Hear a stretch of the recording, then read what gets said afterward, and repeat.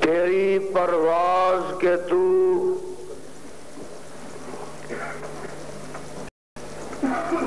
لوح و قلم تک پہنچا، تیری پرواز کے تو لوح و قلم تک پہنچا، اور میری پرواز کے میں تیرے قدم تک پہنچا۔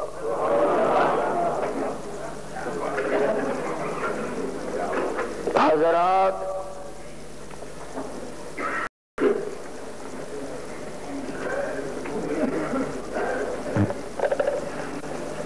جناح لاہور کا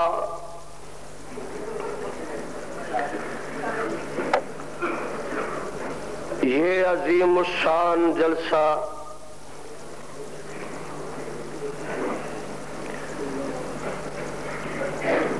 سیرت پاک کے نام پر منعقد کیا گیا ہے۔ آج کی محفل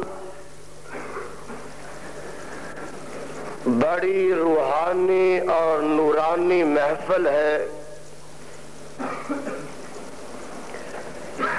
جن احباب نے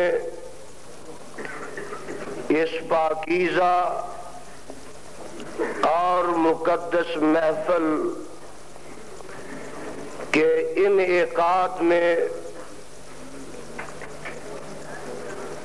کوشش کی ہے،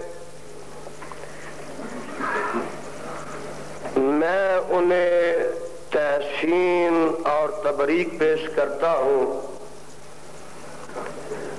سیرت پاک کی اس محفل میں ہم جتنی ساعات اور جتنے لمحات گزاریں گے، انشاءاللہ وہ وہ تمام لمحات ہمارے عبادت بن جائیں گے. عبادت نہیں، عبادت کی جان بن جائیں گے، عبادت کی روح بن جائیں گے. میرے بعد چونکہ آپ کے محبوب قائد انشاءاللہ پھولوں کی مہک لے کر، بلبل کی چہک لے کر، ستاروں کی دمک لے کر، بجلی کی چمک لے کر، شیر کی گرج لے کر اور چیتے کی لبک لے کر، کتاب و سنت کی پکار لے کر، قرآن حدیث کی للکار لے کر اور جمعیت اہل حدیث کی ضیاء الحق کے لیے یلغار لے کر،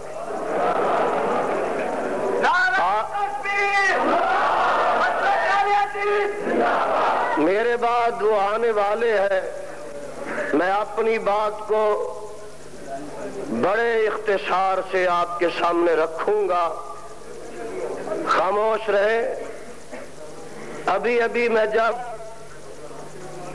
گاموں کے بستی سے چلا تو راستے میں یہ سوچ رہا تھا کہ آج میں اپنے پیر و مرشد پیغمبر زمان سرور کون و مقام صاحب قرآن اور ماہ درخشاں جناب محمد الرسول اللہ صلی اللہ علیہ وسلم کی سیرت کے باب سے کس کس ورق کو الٹوں.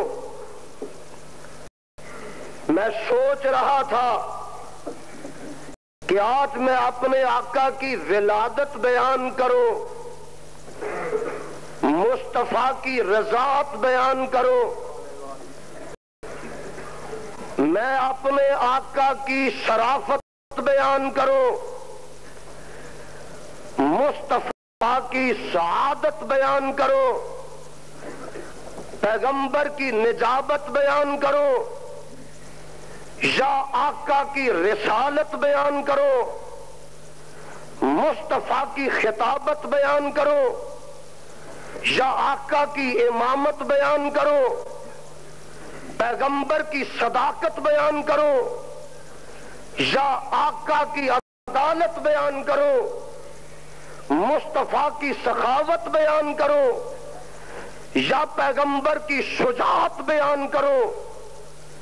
ارے میں سوچ رہا تھا کہ پیغمبر کی عظمت بیان کرو یا مصطفیٰ کی فضیلت بیان کرو. کیوں؟ جس طرف میری نگاہ اٹھتی ہے میں آقا علیہ السلام کو اس میدان میں تنہا پاتا ہوں اور ساری کائنات سے ممتاز پاتا ہوں. نعرہ تکبیر، نعرہ مصطفیٰ، مسلک اہل حدیث، قدم قدم پہ برکتیں، نفس نفس پہ رحمتیں، جہاں جہاں سے وہ شفیع آسیاں گزر گیا اور جہاں نظر نہیں پڑی وہاں ہے رات آج تک، وہی سحر ہوئی جہاں جہاں گزر گیا. میں آج کے اس خطاب میں صرف پیغمبر علیہ السلام کی سیرت سے 4 اوراق کی ورگردانی کرنا چاہتا ہوں۔ ایک ہے پیغمبر کی صداقت، ایک ہے میرے آقا کی استقامت، اور قربان جاؤں ایک ہے میرے پیغمبر علیہ الصلوۃ والسلام کی نبوت کی جامعیت، اور ایک ہے میرے پیغمبر علیہ الصلوۃ والسلام کی رسالت کی خاتمیت۔ صاحبوں اور کتاب و سنت کے پروانوں، یوتھ فورس کے شہبازوں اور جوانوں، آمنہ کے لال جناب محمد الرسول اللہ صلی اللہ علیہ وسلم نے سب سے پہلے نہ خدا کی توحید کو منوایا ہے، نہ اپنی رسالت کو منوایا ہے۔ اگر آمنہ کے لال نے منوایا ہے تو اپنی صداقت کو منوایا ہے۔ سن لیجئے، کوہ صفا پر آقا چڑھ جاتے ہیں اور فرماتے ہیں کہ فَقَدْ لَبِثْتُ فِيكُمْ عُمَرًا مِّن قَبْلِهِ أَفَلَا تَعْقِلُونَ۔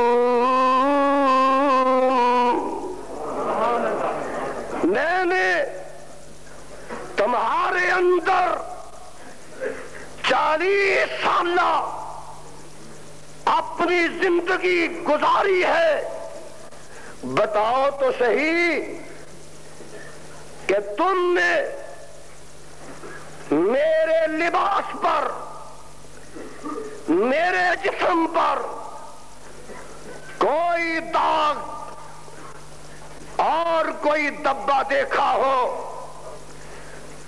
سارے یک زبان جواب دیتے ہیں۔ آقا علیہ السلام پوچھتے ہیں کہ حل وجدتمونی صادقا او کاذبا، کیا پایا ہے مجھے؟ تو جواب آتا ہے، اے محمد صلی اللہ علیہ وسلم، ما جربناک الا صدقا، ہم نے جب بھی آپ کو آزمایا اے محمد آپ کو صادق اور سچا پایا۔ میرے پیر و مرشد جناب محمد الرسول اللہ صلی اللہ علیہ وسلم نے سمجھا تھا کہ جب تک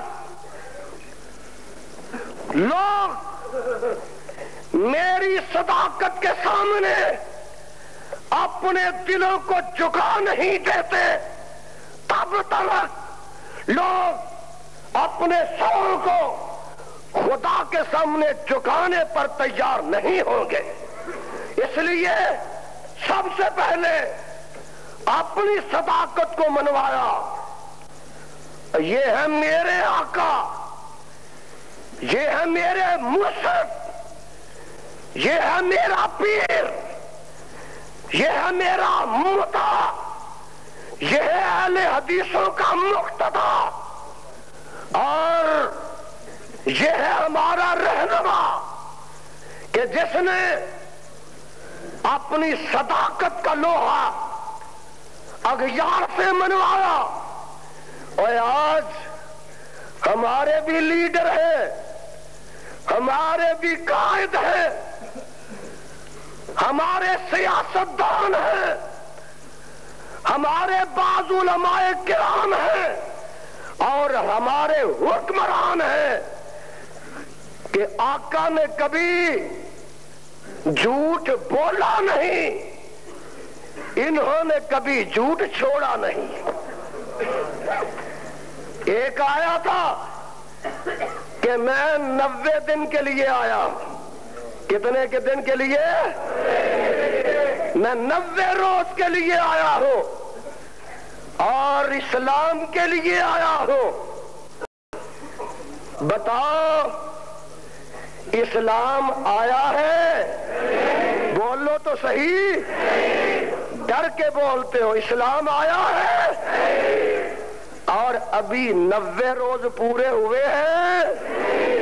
انشاءاللہ 90 سال تک پورے نہیں ہونے دے گا.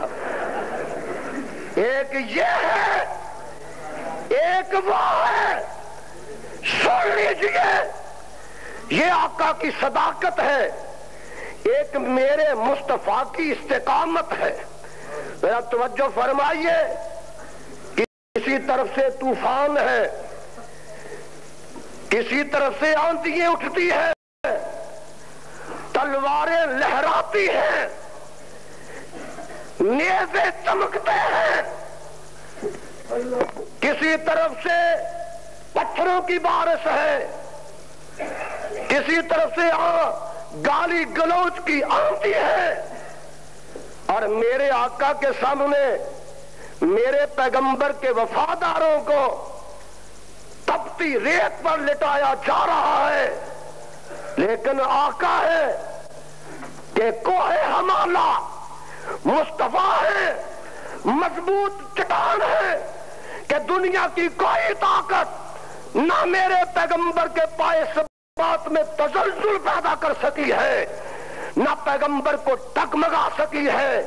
بلکہ آقا تو پیکرے صبر ہے، پیکرے تحمل ہے، پیکرے حلم ہے. اور اس آیت کی مکمل تفسیر ہے کہ ان الذین قالوا ربنا اللہ، ان الذین قالوا ربنا اللہ ثم استقاموا تتنزل علیہم الملائکۃ الا تخافوا ولا تحزنوا وابشروا بالجنۃ التي کنتم توعدون.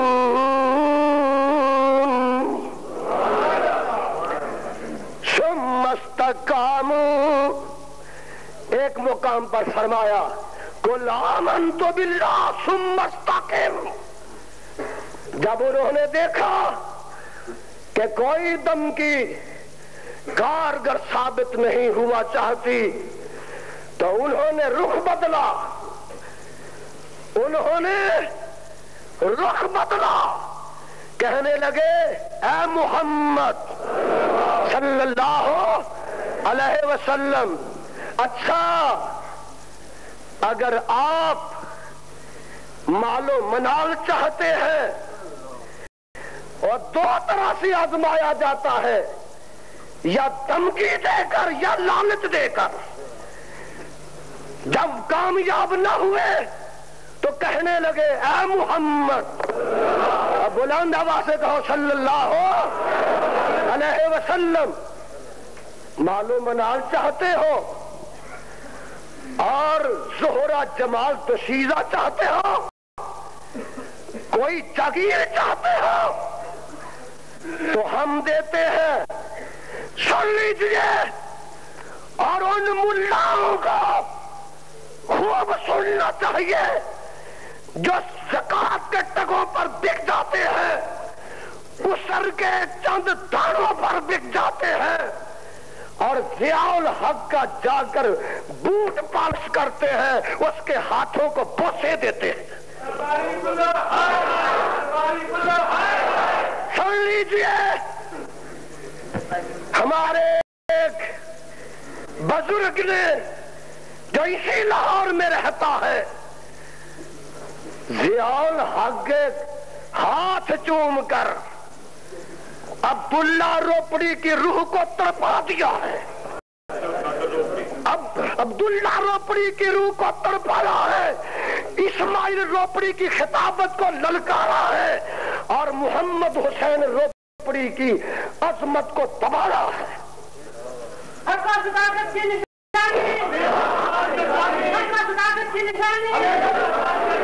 تم جا کر چومو اس کے ہاتھ، ہم توڑیں گے اس کے ہاتھ، ہم توڑیں گے اس کے۔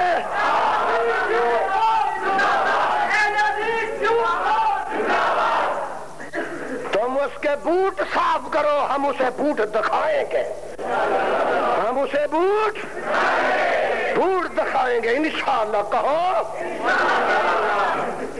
کہتا ہے مناظرہ کر لو، مناظرہ تو میرے کمیر پوری صاحب کریں گے شریعت بل پہ، شریعت بل پہ یہ مناظرہ کریں گے، میں بھی مناظرہ کروں گا ایک بل پہ کہ جناب یہ بتاؤ کہ شریعت میں مسجد کا تقدس کیا ہے۔ میں پوچھوں گا کہ شریعت میں مسجد کے آداب کیا ہے، مسجد کا احترام کیا ہے۔ تم شریعت بل پہ مناظرہ ان سے کرو، شریعت میں مسجد کے آداب پر مناظرہ مجھ سے کرو۔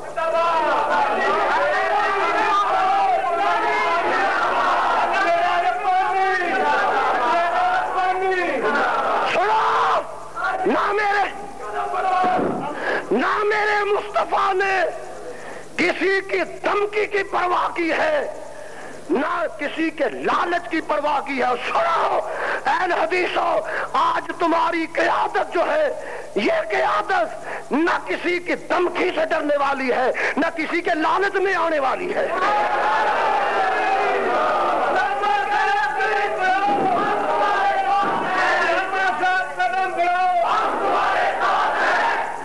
ایک ہے صداقت اور ایک ہے استقامت، اور سن لیجئے ایک ہے میرے پیغمبر کی نبوت کی جامعیت۔ کیا جامعیت؟ کہاں لے چلوں؟ غریب کے گھر؟ کہاں لے چلوں؟ امیر کے گھر؟ کہاں لے چلوں؟ گدھا کے گھر؟ کہاں لے چلوں؟ شاہ کے گھر؟ کہاں لے چلوں؟ سوداگر کے گھر؟ کہاں لے چلوں؟ تاجر کے گھر؟ کہاں لے چلوں؟ خطیب کے گھر؟ کہاں لے چلوں؟ امام کے گھر؟ کہاں لے چلوں؟ یتیم کے گھر؟ کہاں لے چلوں؟ مسکین کے گھر؟ کہاں لے چلوں؟ استاد کے گھر؟ کہاں لے چلوں؟ نہ مدرس کے گھر؟ کہاں لے چلوں؟ سپاہ سالار کے گھر؟ کہاں لے چلوں؟ فاتح کے گھر؟ اور سن لیجئے، جہاں نظر اٹھے گی، جس سمت نگاہ اٹھے گی، میرے آقا اس میں ممتاز نظر آئیں گے۔ یتیم ہو تو عبداللہ کے یتیم کے پیچھے چلو، ارے مسکین ہو مکے کے مسکین کے پیچھے چلو، اگر امام ہو مسجد نبوی کے امام کے پیچھے چلو، اگر تم خطیب ہو منبر نبوی کے خطیب کی سیرت کو اپناؤ، اگر تاجر ہو خدیجہ کے تاجر کی سیرت کو اپناؤ، اور اگر جنرل ہو بدر و حنین کے جنرل کی سیرت کو اپناؤ۔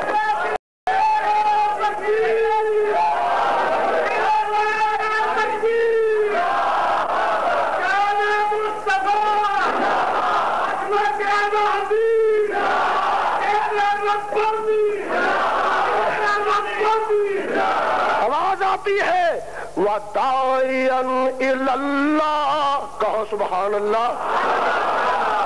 شرمایا نہ کرو، شرمایا کرو تپلوں سے، شرمایا کرو باجوں گاجوں سے۔ ہوا ہے تو جو میری طرف ہوا ہے، نہ ہوگا میسر کسی کو، ہوا ہے نہ ہوگا میسر کسی کو، بلند اس قدر ہے مقام محمد، بلند اس قدر ہے مقام محمد۔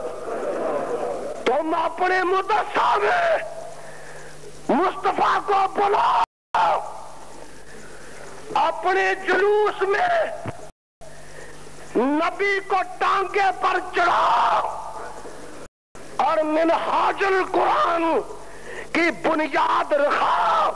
تم اس میں ادب سمجھتے ہو، ہم پیغمبر کے فرمان کی پکار دینے کو، کتاب و سنت کی للکار دینے کو اور نبی پر درود پڑھنے کو نبی کی عزت سمجھتے ہیں۔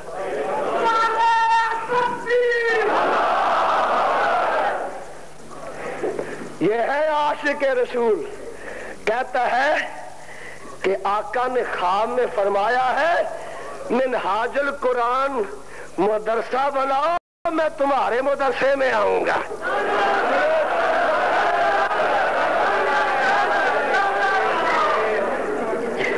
ہمارے کاموں کی میں ایک کاموں کی کے لوگ آئے ہوئے ہیں، اخبارات میں بیان چھپا تھا، یہ نظر ان کو آتے ہیں جن کو اپنی گھر والی نظر نہیں آتی، نبی ان کو نظر آتے ہیں جن کو اہل و عیال نظر نہیں آتے۔ وہ کہنے لگا کہ میں سویا ہوا تھا، آقا تشریف لائے، ایک طرف صدیق تھے،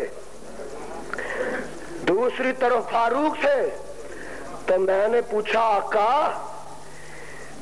کیسے آ رہے ہیں؟ تو آقا نے فرمایا ملتان میں نورانی کی تقریر سننے آ رہا ہوں۔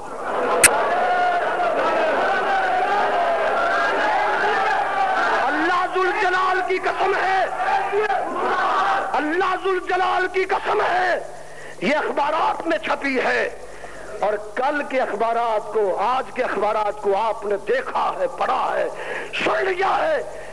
ایک پہلے ہماری جان نہیں چھوٹ رہی تھی، ایک کہتا تھا جناب کہ دیوبند کی بنیاد رکھنے آئے تھے، یہ کہتا ہے منہاج القرآن کی بنیاد رکھنے آئیں گے، رکھنے بولو رکھنے۔ معلوم ہوا کہ پہلے یہاں بولو، پہلے یہاں، اور تیری آج کی بات جھوٹ ہے یا پہلی بات جھوٹ ہے؟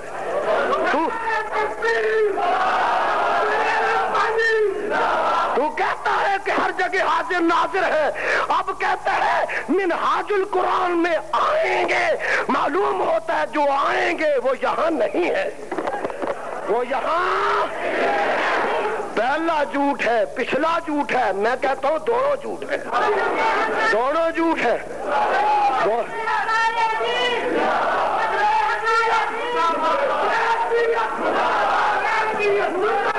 میرے بعد چونکہ خطیب ملت کا خطاب عام ہے، اس لیے میں اپنے خطاب خاص کو یہی